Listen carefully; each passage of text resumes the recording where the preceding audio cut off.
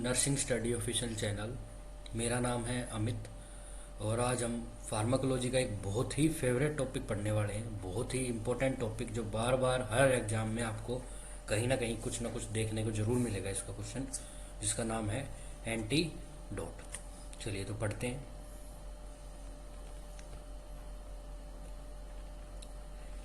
Antidote का पहला और बहुत ही इम्पोर्टेंट जो टॉपिक है, इम्पोर्टेंट जो क्वेश्चन है वो एंटीडोट के अंदर कौन सी ड्रग के बारे में पूछता है एग्जामिनर। Opioids analgesic. ओपियम जिस केमिकल होता है सेंट्रल नर्वस सिस्टम को अफेक्ट करता है मेनली। ओपियोइड्स एनाल्जेसिक जिसको मॉर्फिन सल्फेट इसका एक एग्जाम्पल है। नारकोटिक्स ड्रग्स भी इनको बोलते हैं, ठीक है। नारकोटिक एनालिसिस एनाल्जेसिक्स बोलते हैं इनको, ठीक है। मॉर्फिन सल्फेट, मॉर्फिन सल्फेट वही दवाई है जो ड्रग ऑफ चॉइस है मायोकार्डियम इन्फ्रैक्शन की, ठीक है। बहुत ही सीवियर पेन हो उसके अंदर ये ड्रग ऑफ चॉइस रहती है, मॉर्फिन सल्फेट देते हैं। इससे ऊपर पेन किलर के नाम पे कोई नहीं है। पेन किलर में सबसे अच्छी, सबसे फेवरेट, क्लिनिकल प्रैक्टिस के अंदर सबसे फेवरेट यही दवाई रहेगी, ठीक है।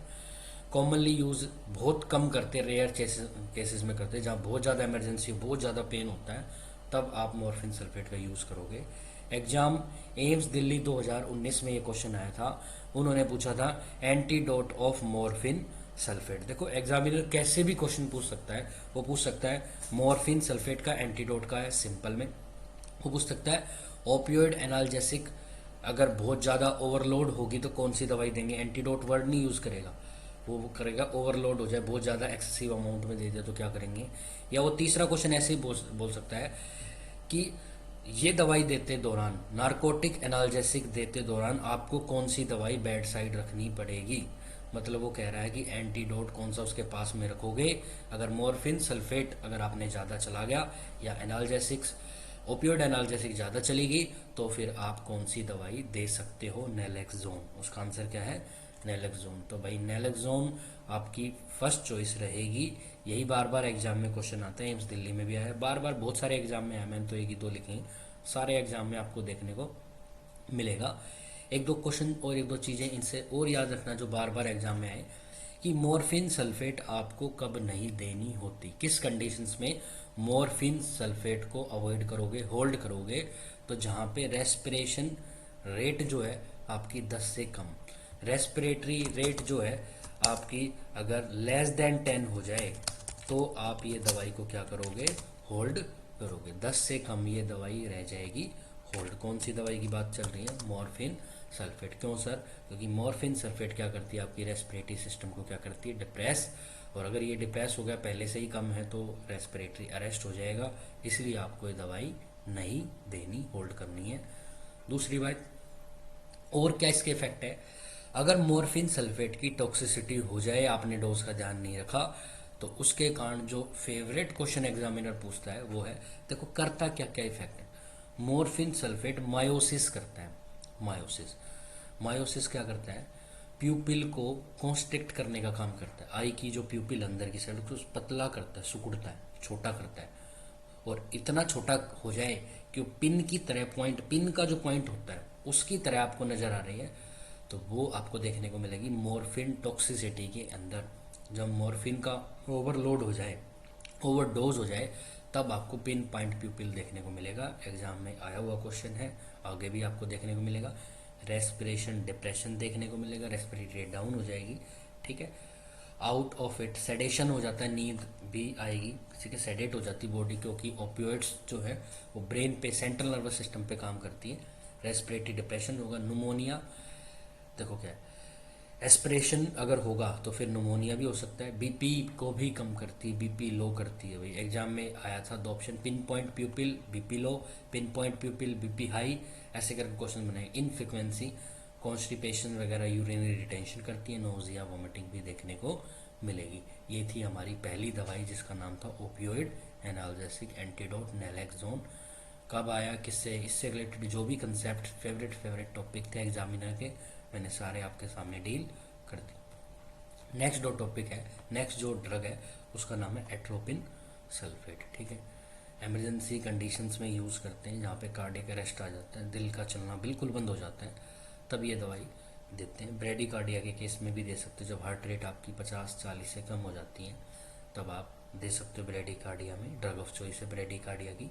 और कोज क्या करती है, साइड इफेक्ट क्या होगा, इसका इफेक्ट क्या होगा, वो ट्रैकीकार्डिया कोज करती है, बहुत ज़्यादा हार्ट रेट को इंक्रीज कर देते हो। और अगर ये ओवरलोड हो जाए, एट्रोपिन सल्फेट ओवरलोड हो जाए, बहुत ज़्यादा हो जाए, तो उसका एंटीडोट क्या देंगे, फिजियोस्टिग्माइन, एंटीडोट ऑफ एट्रोपिन सल्फेट। ठीक है, तो आंसर आएगा फिजियोस्टिग्माइन।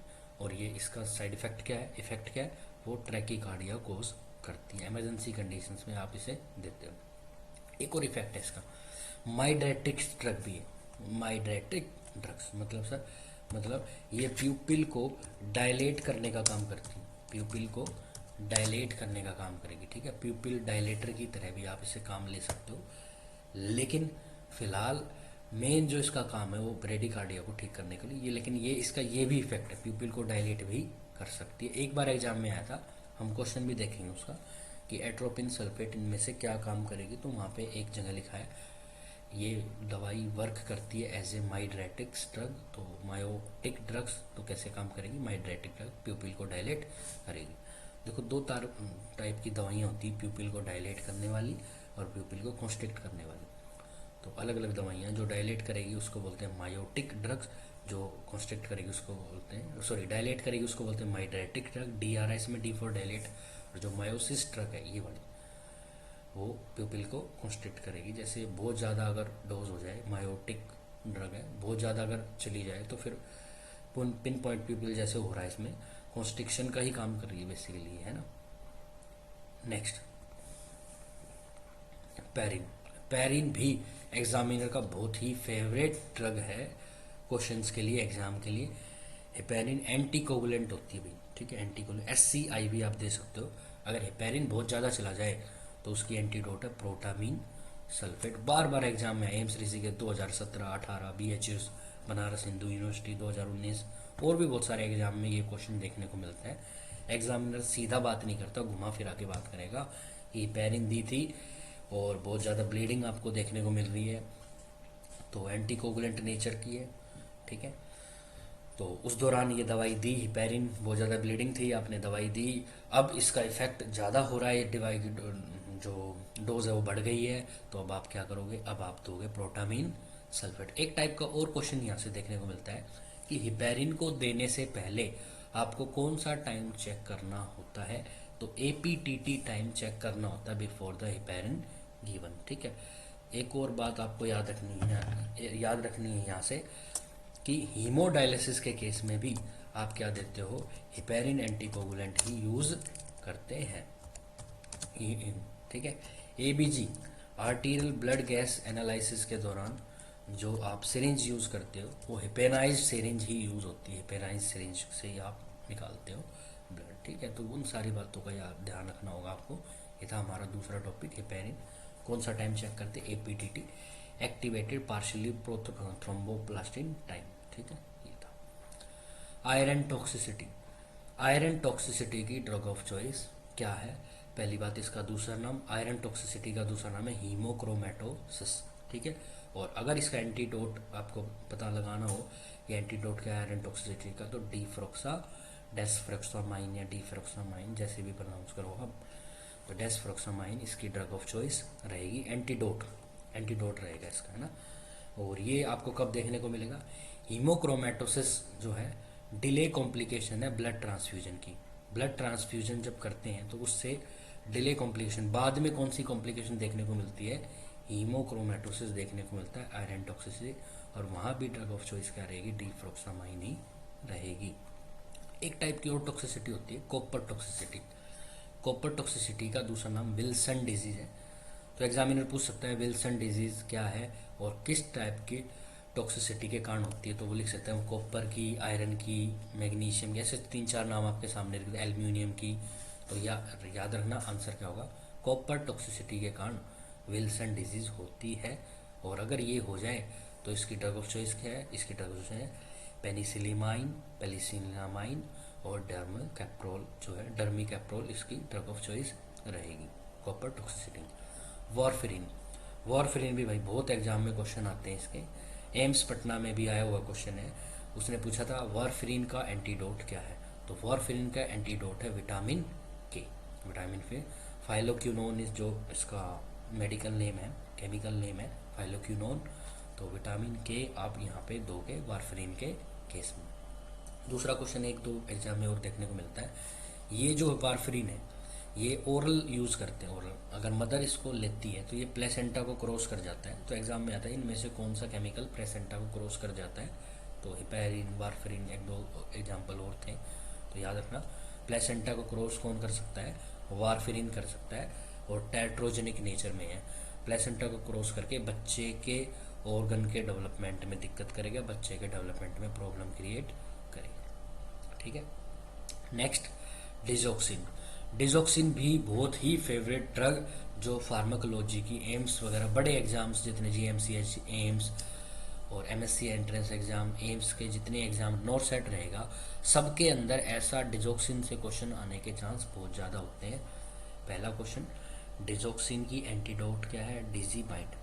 ठीक है, एंटीडोट क्यों, क्योंकि डिजॉक्सिन की हो जाती है टॉक्सिसिटी, और टॉक्सिसिटी होते ही वो डिजी बाइंड वहाँ पे देना पड़ेगा। दूसरी बात, आपको डिजॉक्सिन होल्ड रखनी है अगर आपकी हार्ट रेट 60 से कम हो जाए। ठीक है, तो ये दवाई नहीं देनी।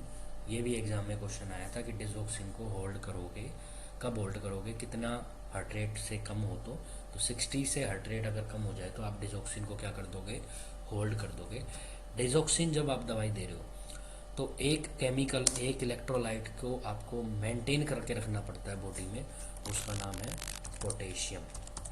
जब भी आप बात कर रहे हैं इसकी, जब भी आप डिजॉक्सिन की बात करोगे तो वहाँ पे एक और मिनरल्स जिसको एक और इलेक्ट्रोलाइट आपको कंट्रोल करके रखना पड़ेगा, वो पोटेशियम। अगर पोटेशियम की कमी हुई तो शरीर में डिजॉक्सिन टॉक्सिसिटी देखने को मिलती है, डिजॉक्सिन बॉडी के अंदर बढ़ जाएगा। तो इसलिए पोटेशियम का लेवल भी अगर कम होगा तो भी ये दवाई होल्ड करनी पड़ेगी। ये भी एग्जाम में क्वेश्चन आया था एक बार। ठीक है, तो डिजॉक्सिन पोटेशियम, तो पोटेशियम का जो सिंबल होता है के। ठीक है, और डिजॉक्सिन को लिखते हैं डी। तो KD इसकी ट्रिक है, KD से याद रख लेना कि डिजॉक्सिन दवाई के लिए कौन से केमिकल को होल्ड करना पड़ेगा, मतलब कि किस केमिकल्स की जरूरत रहती है साथ में, उसका नाम है पोटेशियम, K फॉर पोटेशियम। ठीक है, ये याद रखो। मैग्नीशियम सल्फेट, ये भी बहुत ही एक इम्पोर्टेंट ड्रग है। देखो बार बार एग्जाम में क्वेश्चन आया, MSc एंट्रेंस एग्जाम 2019 में, 2018 भोपाल में, और भी एग्जामों में देखने को मिलेगा। तो मैग्नीशियम सल्फेट का जो एंटीडोट है वो है कैल्शियम ग्लूकोनेट। एग्जामिनर ऑप्शन में calcium gluconate, calcium sulphate, calcium bicarbonate, carbonate, ऐसे ऑप्शन दे के कन्फ्यूज़ करेगा आपको। याद रखना calcium gluconate, calcium G4, calcium G ही करेंगे यूज़ मैग्नीशियम सल्फेट में। ठीक है, तो आंसर हो गया कैल्शियम ग्लूकोनेट, ये एंटीडोट है मैग्नीशियम सल्फेट का। अच्छा, ये कब काम करते हैं मैग्नीशियम सल्फेट दवाई जो है, सीवियर प्री एक्लेम्सिया और एक्लेम्सिया, जहाँ BP हाई की दिक्कत है वहाँ ये दवाई यूज़ करोगे। Magnesium sulphate work as a tocolytic agent के तरह भी काम करेगा एट हाई डोज में। ठीक है, तो टोकोलाइटिक एजेंट भी है ये दवाई। Next, paracetamol. पैरासीटामोल की एंटीडोट है N-एसिटाइल सिस्टीन। N-एसिटाइल cysteine is a antidote of paracetamol. Exam में क्वेश्चन आता है इसका साइड इफेक्ट क्या है। इसका साइड इफेक्ट है ये लीवर को और किडनी को डैमेज करता है। तो ऑप्शन में लीवर डैमेज आ जाए, किडनी डैमेज आ जाए तो टिक कर देना, पहले लीवर को चूज कर लेना। ठीक है, पैरासीटामोल, एसिटामिनोफेन। ठीक है, सबसे ज़्यादा जो आप यूज़ करते हो, बिना वजह भी खा लेते हो, थोड़ा सा दर्द हुआ दवाई ले ली, उसी दवाई की बात चल रही है। एसिटोअमीनोफेन भी इसी का दूसरा नाम है।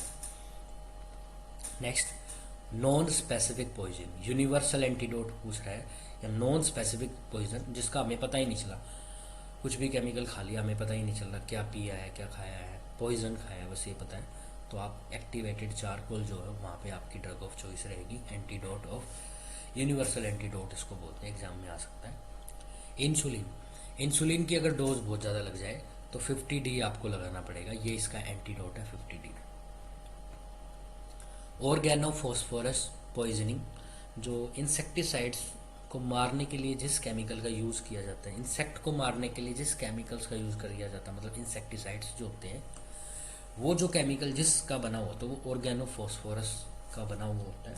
अगर वो किसी ने खा लिया हो, पी लिया हो, या मशरूम से अगर पॉइजनिंग हो जाए तो एट्रोपिन यहाँ पे यूज़ करोगे। एट्रोपिन सल्फेट यहाँ पे एंटीडोट होगा ऑर्गेनोफॉस्फोरस पॉइजनिंग के लिए।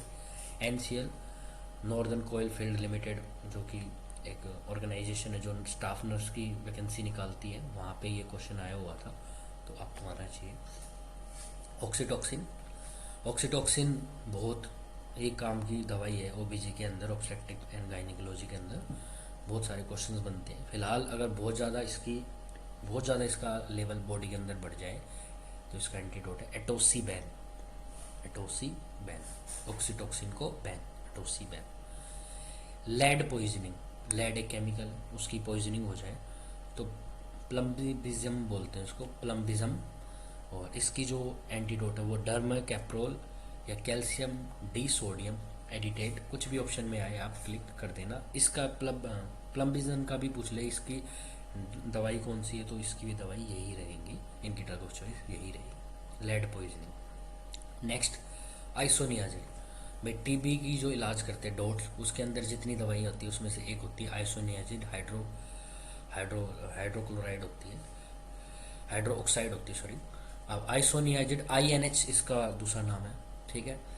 जब INH ये दवाई चल रही है, आइसोनियाजिड दवाई चल रही है, तो साथ में एक और दवाई देनी होती है, विटामिन B6, पायरोडोक्सिन भी आपको देनी होती है, ठीक है, B6 देनी पड़ेगी, ठीक है, ये इसके साथ दोगे। दूसरी बात, ये इसका एंटीडोट भी है ना, इसकी इफेक्ट को ये मेंटेन कर लेगा, तो इसका एंटीडोट है। तो आइसोनियाजिड जब दवाई चलती है तो साथ में पायरोडोक्सिन भी देनी पड़ेगी, इसकी एंटीडोट, इसका साइड इफेक्ट नहीं आएगा, इफेक्ट नहीं है वो नहीं आएगा पूरा, कोई प्रॉब्लम नहीं होगी, मतलब टॉक्सिसिटी क्रिएट नहीं होने देगा। नेक्स्ट INH जो है, पेपर में एग्जाम में क्वेश्चन आता है INH का क्या इफेक्ट है, तो क्या कॉम्प्लिकेशन है, पेरिफेरल न्यूराइटिस कोज करता है, ठीक है। बार बार एग्जाम में क्वेश्चन आते हैं टीबी वाले से कि टीबी की जो दवाइयाँ होती हैं उनके अलग अलग दवाई के अलग अलग इफेक्ट है, सारे हम एक दिन डील कर लेंगे। तो आइसोनियाजिड्स जो है पेरिफेरल न्यूराइटिस कोज करता है। एन वर्ड आ रहा है इसमें, INH, एन फॉर न्यूराइटिस, ऐसे याद रख लेना, ठीक है। बाकी INH किसी की नहीं, इसी में INH है, और एन फॉर न्यूराइटिस याद हो जाएगा। बेंजोडाइजेपिन्स, भाई जितनी नींद वगैरह लाने के लिए दवाई यूज़ करते हैं, तो अल्प्राजोलाम, क्लोराज़ेपाम, डाइज़ेपाम, लोराज़ेपाम, मिडाज़ोलाम, ये सभी दवाइयाँ बेंजोडाइजेपिन्स बोलते हैं, नींद सेडेटिव नेचर की होती हैं, और अगर ये बहुत ज़्यादा चीज़ है तो फ्यूमाजिनिल जो है इसकी ड्रग ऑफ चॉइस रहेगी। तो भाई ये हमारे सारे एंटीडोट थे जिनके बारे में मैंने एक एक दो पॉइंट एक्स्ट्रा आपको बताए, और मेन क्वेश्चंस तो इनसे एंटीडोट से बनेगा। एक दो एग्जाम का क्वेश्चन भी देख लेते हैं, वैसे तो कराने की जरूरत नहीं है क्योंकि सारी कंसेप्ट मैंने डील की है। फिर क्वेश्चन कैसे बनता है, एक तो क्वेश्चन हम एग्जाम्पल के तौर पे देखेंगे। जैसे MSc नर्सिंग RUHS एग्ज़ाम 2019 का, अभी 20 नहीं 19 में, इसमें ये क्वेश्चन आया था, what is the antidote of magnesium sulphate. और मैंने जैसे बताया था ऑप्शन में कुछ चीज़ें आती, कैल्शियम ग्लूकोनेट भी दिया है, कैल्शियम कार्बोनेट भी दिया है, और मैं इस भी कैल्शियम सल्फेट भी दे दे, तो राइट आंसर होगा कैल्शियम ग्लूकोनेट। ग्लूकोनेट वाला आंसर सही हो, कैल्शियम जी, कैल्शियम जी देंगे हम, रिस्पेक्ट करेंगे पूरा, है ना। कैल्शियम जी हम लगाएंगे मैग्नीशियम सल्फेट के केस में, तो वहाँ से याद रहे कैल्शियम ग्लूकोनेट, ठीक है भाई। एक तो और क्वेश्चन देख लेते हैं, एंटीडोट ऑफ वारफरीन, ये एम्स पटना 2020 में आया था, तो वारफरीन का एंटीडोट था विटामिन के, ठीक है, तो विटामिन के इसका आंसर होएगा, ठीक है। तो डायरेक्ट आंसर करना है, इसमें तो कुछ है ही नहीं, इसलिए कुछ क्वेश्चंस डायरेक्ट हैं, तो ज़्यादा क्वेश्चन कराने की जरूरत नहीं है, जो हमने थ्योरी पढ़ी है उसी एक्चुअल वो क्वेश्चन ही है सारे आंसर ही, ठीक है। और एट्रोपिन सल्फेट, एक बार MSc नर्सिंग एंट्रेंस एग्जाम 2019 का ही है, ये भी 19 में ये क्वेश्चन आया है, क्या आया कि एट्रोपिन सल्फेट कैसे एक्ट करता है, anti hypertensive, anti convulsant, miotic और माइड्रेटिक्स, मैंने डिस्कस किया था।